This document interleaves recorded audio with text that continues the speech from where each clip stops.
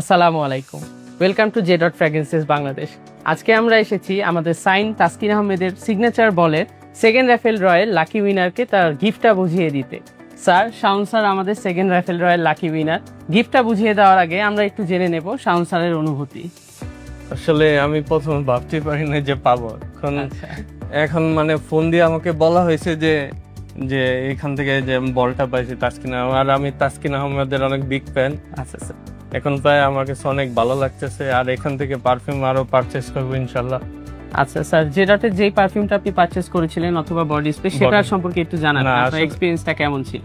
আমি first time নেওয়া হয়েছে যে ডট বডি স্প্রেটা নিয়ে। আমি প্রথমে এত ভালো হবে আমি ভাবতে পারি নাই যে আসলে অনেক পারফরমেন্সও ভালো, এখন এইটা স্মেলটা অনেক ভালো। ইনশাআল্লাহ স্যার, খুশি তো এই বলটা উইন হ্যাঁ, করে। আশা অনেক করছি আপনি জে ডটের সাথেই থাকবেন এবং ইনশাল্লাহ, সামনে আরো অনেক পারচেস করবেন। স্যার, কাইন্ডলি বলটা বুঝে নেবেন। Thank you.